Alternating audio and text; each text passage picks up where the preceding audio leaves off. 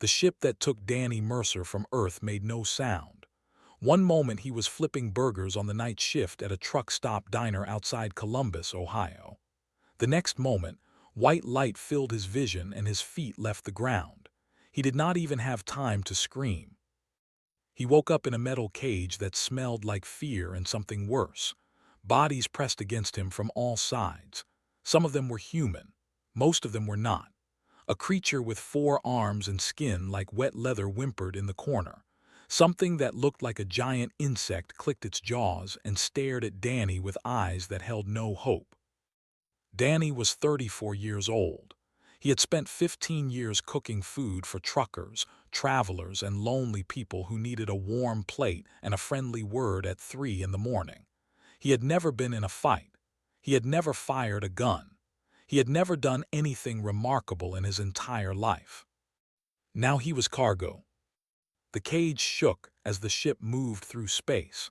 A voice came through speakers mounted on the walls.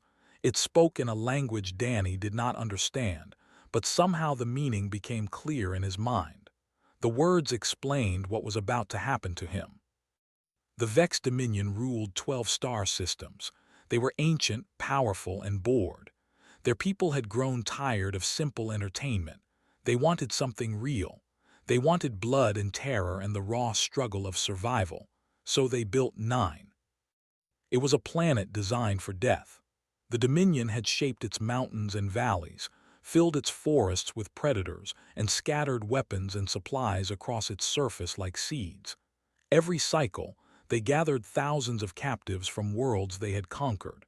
They dropped these captives onto 9 and watched them kill each other. The rules were simple because there were no rules.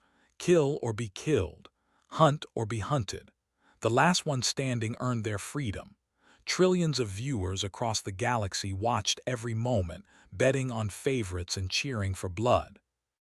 Danny listened to these words and felt his stomach turn to ice. The diner seemed very far away now. The simple life he had known was gone forever. The ship descended through clouds that burned orange and red. Danny could see the planet through a small window in the cage wall. 9 looked beautiful from above, with green forests and silver rivers and mountains that touched the sky. It looked like a place where someone might want to live. Danny knew better now. Beauty could hide terrible things. The cage opened and dumped its contents onto hard ground. Danny rolled and hit his shoulder against a rock. Pain shot through his arm, but he forced himself to stand.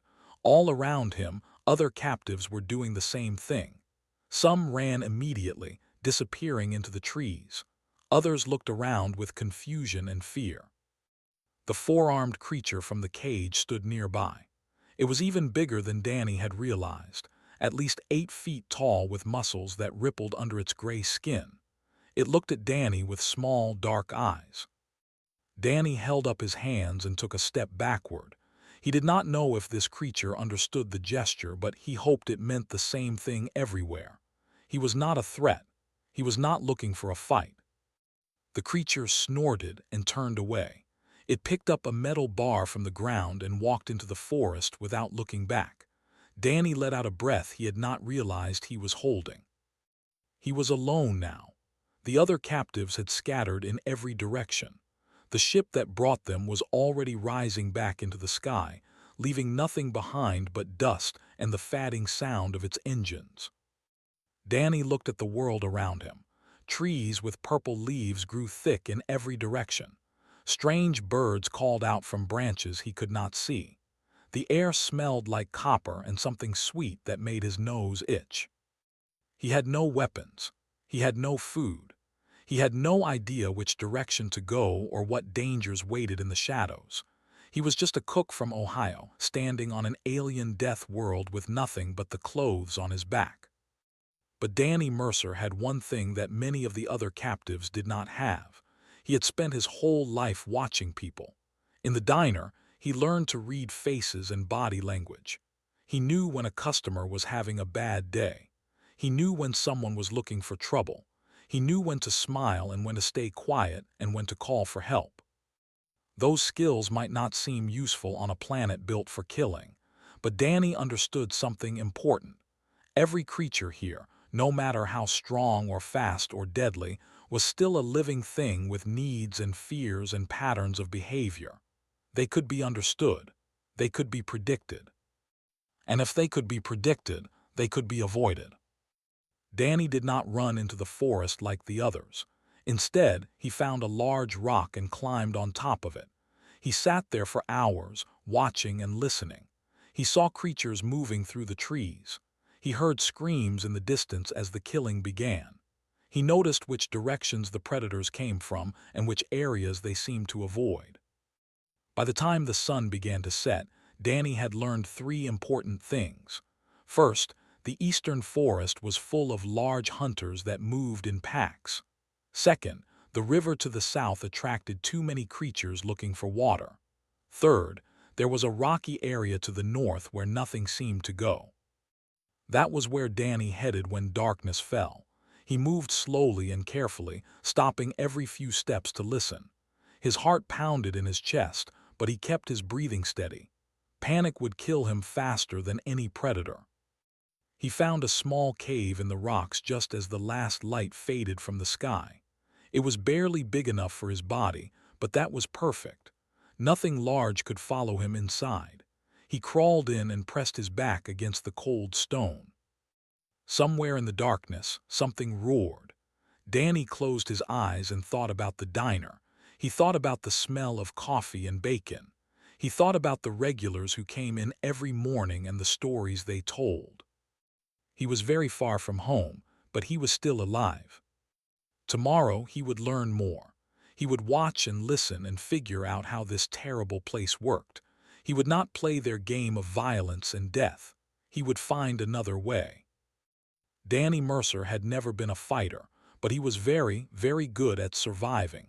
Danny spent his first week on 9 learning how to be invisible. He watched the other contestants from hiding spots in the rocks and trees. He studied their movements, their habits, and their mistakes. Most importantly, he studied how they died. They were easy to spot. They were massive creatures, 9 feet tall with gray skin and arms thick as tree trunks. They carried huge weapons and walked through the forest like they owned it. Other contestants ran from them in terror. They seemed to enjoy this. They laughed when they killed, deep rumbling sounds that echoed through the valleys. But Danny noticed something interesting. They always stayed in certain areas. They claimed territory and defended it with brutal force, but they rarely chased prey very far. If you ran fast enough and far enough, they would let you go. They were not hunters. They were kings sitting on thrones, waiting for others to come to them. They were different. They were thin creatures with dark purple skin and eyes that glowed faintly in the shadows. They moved without sound and killed without warning. A contestant could be walking through the forest one moment and dead the next, never seeing the blade that took their life. But Danny watched the two. He noticed that they always attacked from behind. They never faced an enemy directly. They were ambush predators, and like all ambush predators, they needed surprise to succeed. If you kept your back to a wall and watched the shadows, you could see them coming. And when it was seen, it would retreat and look for easier prey. They were perhaps the most frightening. They were insect creatures that stood on 2 legs, with hard shells covering their bodies and claws that could cut through metal. They hunted in swarms of 10 or 20, clicking to each other in a language of sounds and movements. When a swarm found prey, nothing survived. But Danny learned that they had a weakness too. Their swarm behavior depended on connection. If one was separated from its group, it became confused and scared. It would freeze in place, clicking desperately for its companions. Alone was no threat at all. Danny wrote all of this down in his mind. He turned survival into a puzzle, and puzzles were something he understood. Back at the diner, he used to do crosswords during slow hours. He would solve problems in his head while he cooked, figuring out the best way to serve a full house with a broken grill. This was just another problem. A much deadlier problem, but a problem all the same. He found food in the strangest places. Some of the purple plants were safe to eat if you boiled them long enough. Small creatures lived in the streams that tasted like fish, but looked like nothing from Earth. Danny learned which mushrooms would kill him and which would simply make him sick. He learned by watching what the native animals ate and copying them carefully. Water was easier. The planet had many streams and pools, and Danny learned to collect rainwater in leaves when the storms came. He built small fires in his cave using a technique he had seen in a survival show years ago. The smoke was a risk, but the cold nights were a greater risk. 3 months passed. Danny grew thin but strong. His hands became rough and his eyes became sharp. He moved through the rocky areas like a ghost, always watching, always listening. The cameras that floated through the air sometimes found him, but he gave them nothing interesting to see. Just a human hiding in the rocks, not worth watching when there was so much blood elsewhere. He heard the broadcasts sometimes. The Vex announcers spoke in their strange language, but the meaning still came through. They talked about the great warriors and the terrible battles. They celebrated death and violence and suffering. They never mentioned Danny at all. That was fine with him. But as the months went on, Danny began to notice something else. Something that changed everything he thought he knew about this place. The contestants were tired, all of them. Even the mighty looked worn down after months of constant fighting. They moved more slowly than before. The swarms were smaller now, weakened by losses and exhaustion. Everyone on this planet was running on empty. They fought because the game demanded it. They killed because the alternative was death. But Danny could see it in their eyes when he watched from his hiding spots. They did not want this. None of them wanted this. One night Danny heard something that stayed with him. A warrior sat alone by a fire not far from Danny's cave. The creature thought it was alone. It made sounds that Danny had never heard before, soft and broken. It took him a moment to realize what he was hearing. There was crying. Danny lay in his cave and thought about that sound for a long time. He thought about the diner back home and the people who came there. Some of them were rough men, truckers who had seen hard times and done hard things. But even the roughest of them would sit at the counter and talk about their families, their dreams, the things they missed. Everyone needed a place to rest. Everyone needed a moment of peace. That was true in Ohio, and Danny was beginning to believe it was true here too. A crazy idea began to form in his mind. It was the most foolish thing he had ever thought of. It went against every rule of survival he had learned in his 3 months on this death world. But Danny Mercer had never been very good at following rules. He started looking at the landscape with new eyes. He was not looking for places to hide anymore. He was looking for something else entirely. He was looking for a place to build. There was a canyon to the west that he had avoided until now. It was difficult to reach, with narrow passages that made ambush easy. But inside, there was flat ground and a hot spring that steamed in the cool air.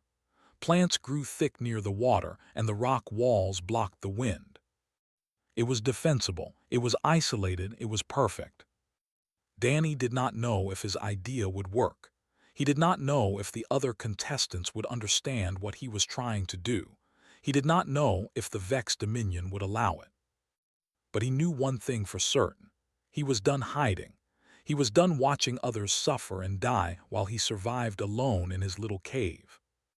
It was time to try something new, something human. Danny Mercer was going to open a diner on the deadliest planet in the galaxy. Building the diner took Danny 2 weeks of hard work. He gathered materials from all over the rocky area. Flat stones became tables. Fallen branches became a frame for a roof. He used mud and leaves to fill the gaps in the walls until the wind could not get through. It was ugly. It was small. It looked nothing like the diner back in Ohio with its chrome counters and red vinyl seats. But when Danny stood back and looked at what he had made, he felt something he had not felt in months. He felt hope. The hardest part was the fire pit. Danny needed a way to cook food, but fire attracted attention on 9. Every predator and every hunter would see the smoke and come looking. So Danny built his fire pit deep in the ground, with a long tunnel that carried the smoke away from the main area. By the time it reached the surface, it was thin and scattered. He found clay near the hot spring and shaped it into bowls and pots. He let them dry in the sun and then baked them over the fire until they were hard. They cracked sometimes, and he had to start over. But eventually, he had enough to serve food. The menu was simple. There was stew made from stream creatures and purple plants. There was tea made from a root that tasted almost like ginger. There was clean water, always boiling to kill anything dangerous. It was not much, but it was warm and filling. Danny made a sign using a flat piece of wood and a sharp stone. He carved the words carefully, taking his time with each letter. The last stop. He did not know if anyone on this planet could read English, but the sign was not really for them. It was for him. It was a reminder of who he was and where he came from. He hung the sign at the entrance to the canyon and waited. His first customer came 3 days later. The warrior was named. Danny would learn this later, but at that moment, all he saw was a massive gray creature limping through the canyon entrance with blood running down its side. Had been in a fight with a pack of native predators. He had won, but the victory had cost him. Danny's heart pounded in his chest as they approached. Every instinct told him to run, to hide, to get away from this monster that could crush him with one hand.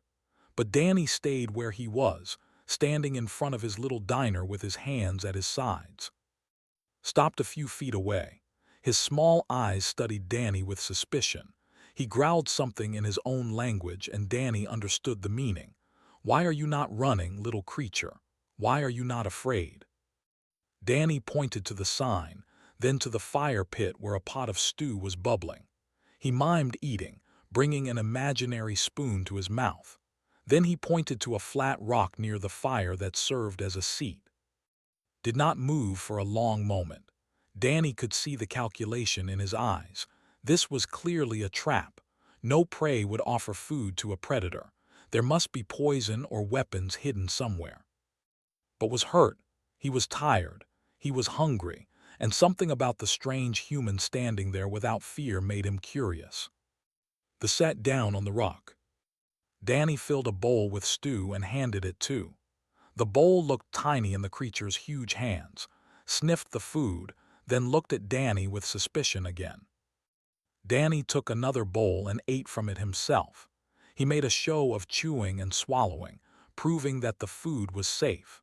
Then he pointed to the bandages he had made from plant fibers and gestured at wounds. The stew disappeared in 3 massive bites. Danny refilled the bowl without being asked and ate that too. When the food was gone, Danny approached slowly with the bandages. He expected to kill him at any moment, but sat still and let Danny wrap his wounds. They did not speak. There were no words that could bridge the gap between them, but something passed between them anyway. Understanding, maybe, or respect. Slept by the fire that night. Danny stayed awake, watching and wondering if he had made a terrible mistake. But when morning came, they simply stood up and walked away. He did not attack. He did not even look back. He just left. Danny sat by his fire pit and thought about what had happened. He had fed a creature that could have killed him without effort. He had treated its wounds and given it shelter, and the creature had repaid him by walking away. That was enough. That was more than enough. Word spread faster than Danny expected. He did not know how the contestants communicated with each other, but somehow they did. Within a week, another visitor came, then another, then 3 at once. Danny fed them all. He treated their wounds when they needed it. He asked for nothing in return except one simple thing: no violence inside the last stop. Anyone could come in, but fighting was not allowed. If you broke this rule, you could never come back. Most of them laughed at first. A rule against violence on a planet built for killing. It was absurd. It was impossible. But they followed the rule anyway. Maybe because the food was good. Maybe because they were tired. Maybe because there was something powerful about a place that asked nothing except peace. Danny watched his guests with the same careful attention he had used to survive. He learned their names and their habits. He learned which foods they liked and which ones they avoided. He remembered every detail, just like he used to remember how the truckers back home liked their eggs. A female named came back 3 times in 1 week. She was young, Danny thought, though he could not be sure how to read her kind. She sat in the corner and watched everything with her glowing eyes. On her 3rd visit, she spoke to Danny in a voice like wind through leaves. "This place should not exist," she said. Danny shrugged. "Lots of things should not exist," he replied. "Does not stop them from existing." Made a sound that might have been laughter. From that day forward, she became a regular. The cameras found the last stop eventually. They floated through the canyon entrance and recorded everything. Danny ignored them. He served stew and tea and bandages, and he did not care who was watching. Let them watch, he thought. Let the whole galaxy see what one human cook could build on their precious killing world. The Vex Dominion did not know it yet, but their game had just changed. 6 months after Danny opened the last stop, the diner had become something more than a place to eat. It had become a legend. Stories spread across Nine like fire. There was a human in the Western Canyons who served food to anyone who came. No questions asked. No payment demanded. The only rule was peace, and somehow everyone followed it. Warriors who had killed dozens sat quietly beside creatures they would have hunted anywhere else. It should have been impossible. It was impossible. And yet it was true. The cameras broadcast everything to the watching galaxy. The Vex Dominion had never seen anything like this in all their years of running the killing game. Their viewers were fascinated. The ratings went higher than ever before, but not because of violence. People were tuning in to watch a human serve soup to monsters. Danny did not care about any of that. He was too busy cooking. The last stop had grown beyond anything he could manage alone.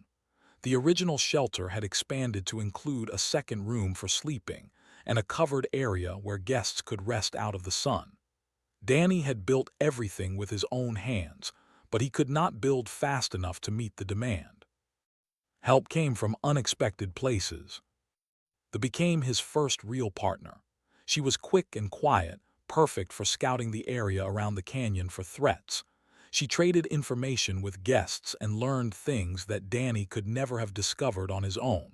Which hunting parties were moving through the area, which predators were on the hunt, which contestants had formed alliances that might become dangerous. In return, Danny gave her a home, had been alone since her family pod was killed in the first week of the game. She had survived by staying in the shadows, never connecting with anyone. The last stop gave her something to belong to again. Becky arrived 2 weeks later. She was human, which surprised Danny. He had not seen another human since the first day. She was from Kansas, a veterinarian who had been camping alone when the Vex took her. She had survived by hiding in the deep forest, eating plants and avoiding all contact with other contestants. The last stop's broadcast had given her hope. She walked for 3 days to find it. Becky knew how to treat wounds better than Danny ever could. She understood biology and medicine, even if the creatures here were different from anything she had studied. Within a month, she had turned one corner of the diner into a proper medical station. Guests came for food and left with bandaged wounds and advice on how to avoid infection. The strangest addition to the team was a drone named. He was old for his kind, his shell cracked and faded from age. His swarm had abandoned him when he could no longer keep up with their hunts. Danny found him wandering alone near the canyon, clicking to himself in confused patterns. Danny brought him inside and gave him food. The old had no idea what was happening at first. His kind did not understand individual kindness. They lived for the swarm and died for the swarm. Alone had no purpose. But Danny gave him one, became the dishwasher. He cleaned bowls and pots with his 4 hands, working faster than any human could. The task gave him rhythm and meaning. His confused clicking slowly changed to something that sounded almost happy. The last stop now had a cook, a scout, a doctor, and a dishwasher. It was the strangest restaurant staff in the history of any world. Guests began to stay longer. Some of them never left. A young named had lost his arm in a fight and could no longer compete in the game. He became the diner's unofficial security, standing at the entrance and reminding visitors of the one rule. No one argued with a 9-foot warrior, even one with only one arm. An economy developed without anyone planning it. Guests brought supplies as payment for meals, weapons, materials, information, and food. Danny did not ask for these things, but they came anyway. The last stop became a trading post as well as a restaurant. Truces formed between enemies. An assassin and a warrior discovered they had been hunting the same territory for months. At the last stop, they sat across from each other and worked out a boundary agreement over bowls of stew. They would never be friends, but they no longer needed to kill each other. Danny watched these impossible moments happen and felt something growing in his chest. Pride, maybe, or wonder. He had started this place because he wanted to survive. Now it had become something bigger than survival. The Vex Dominion was watching too. Their leadership gathered in their great halls and discussed the problem of the last stop. This was not how the game was supposed to work. The contestants were supposed to kill each other, not cooperate. The human was proving something dangerous. He was proving that their system could be beaten. Some of the leaders wanted to destroy the last stop immediately. Send in hunter-killers and burn it to the ground. Remind the contestants and the viewing audience that hope was a lie. But others disagreed. The ratings were too good. The audience loved the human and his strange little diner. Destroying it now would cause anger and disappointment. Better to wait, they argued. Better to let the situation develop and see what happened next. The debate went back and forth for weeks. In the end, they reached a compromise. They would not destroy the last stop directly. Instead, they would let the planet itself do the work. They would send more dangerous predators into the area. They would drop new contestants near the canyon. They would increase the pressure until the diner collapsed under its own weight. Danny knew none of this. He was too busy making stew and bandaging wounds and listening to the stories his guests told. He was too busy building something that should not have existed. But trouble was coming. He could feel it in the air, see it in the way the cameras lingered on his face. The Vex were not going to let his peaceful little corner of hell survive forever. Danny looked at his small team, at the guests who came and went, at the home he had built from nothing. He knew that a storm was approaching. He did not know when it would arrive or how bad it would be. But he knew one thing for certain. He was not going to face it alone anymore. The last stop had given him something more valuable than food or shelter. It had given him a family. And family was worth fighting for. The announcement came on a morning like any other.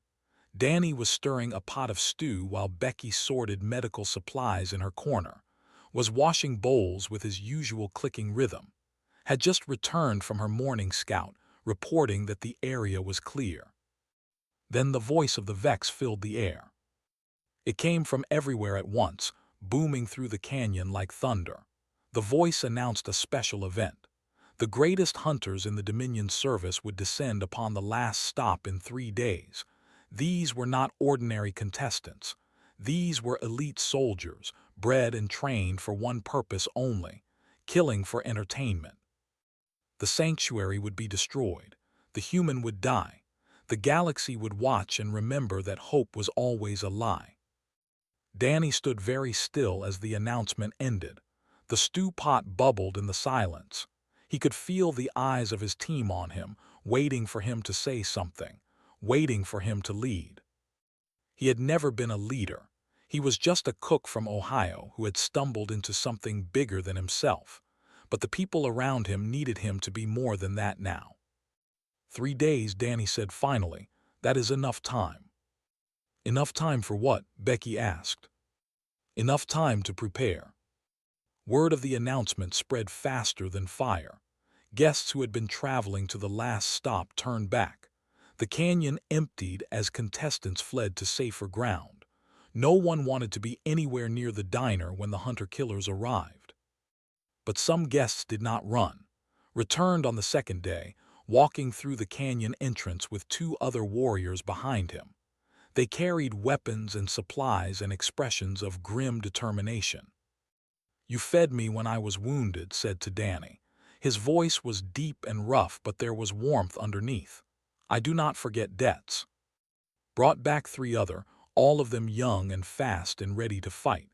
They came because asked them to. They came because the last stop had shown them something they had never seen before, a place where their kind was welcome. Even the came. A small swarm of 12 appeared at the canyon entrance, clicking nervously. They were the survivors of a larger group that had been destroyed weeks ago. Went out to meet them, speaking in the clicking language of his people. When he returned, the swarm followed him inside. "They remember the old one who found peace here," said in his broken speech. "They want peace too." By the morning of the third day, more than 30 warriors had gathered at the last stop, an end standing together in a place that should have been a battlefield. They were not allies in the normal sense. They did not trust each other or like each other, but they all believed in the same thing. They believed that the last stop was worth defending. Danny gathered them together and explained his plan. He had learned the terrain around the canyon better than anyone. He knew every rock and every shadow, every hidden path and every natural trap. The hunter-killers would be strong, but they did not know this ground. That would be their weakness. The first part of the plan was simple. Everyone who could not fight would leave. Becky argued, but Danny was firm. She was a doctor, not a soldier. Her job was to survive and keep helping people after this was over. She left with the wounded and the old, heading for a safe location had found weeks ago. The second part of the plan was misdirection. When the hunter-killers arrived, they would find the last stop empty. No defenders, no targets. Just an abandoned diner with a cold fire pit and a wooden sign swinging in the wind. They would enter the canyon looking for prey, and the canyon would become a trap. The hunter-killers came at sunset. There were 20 of them, massive creatures in gleaming armor with weapons that hummed with deadly energy. They moved in perfect formation, scanning for threats with eyes that missed nothing. They found the empty diner and laughed. The human had run. The great experiment in hope had ended with fear and cowardice. The viewers at home would see that cooperation meant nothing against true power. Then the first trap sprang. Ambushers dropped from the rock walls, striking fast and fading back into shadow before the hunter-killers could respond. Warriors rolled boulders down from hidden positions, forcing the formation to break apart. Swarms emerged from tunnels and attacked exposed flanks, then scattered before counterattacks could land. The hunter-killers had never faced anything like this. They were trained to fight individuals, not coordinated groups. They were trained to inspire fear, not respond to tactics that made no sense. Why were these creatures working together? Why were they not fighting each other? Danny watched from a hidden position high on the canyon wall. He did not carry a weapon. He did not need one. His weapon was the plan, and the plan was working. The battle lasted 3 hours. When it was over, every hunter-killer had been captured. Not killed, captured. Danny had been very clear about this. The last stop did not exist to create more death. It existed to show that there was another way. The captured soldiers were brought to the rebuilt diner. Danny stood before them with a pot of stew in his hands. They stared at him with confusion and anger. They were elite warriors, defeated by a coalition of prey species and a human cook. Danny offered them the same choice he offered everyone: food and rest, or freedom to leave and never return. No revenge, no punishment, no violence. Most of them could not understand. Their entire lives had been built around killing and domination. The concept of mercy was foreign to them. But some of them took the food. Some of them sat by the fire and ate in silence. Some of them looked at Danny with something new in their eyes. Something like doubt. The galaxy watched all of it.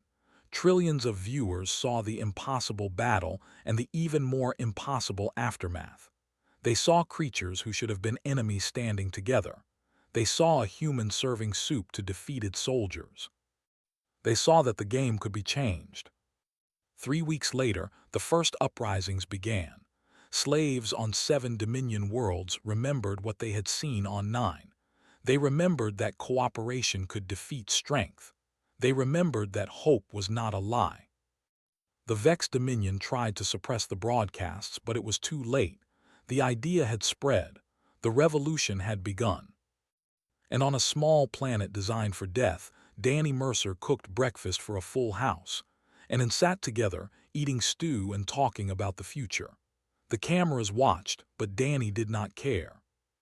He was just a cook from Ohio. He had never wanted to change the galaxy. But sometimes the smallest acts of kindness could start the biggest fires. Danny smiled and refilled the bowls. The last stop was open for business, and for the first time since he had arrived on this world, he knew that everything was going to be okay.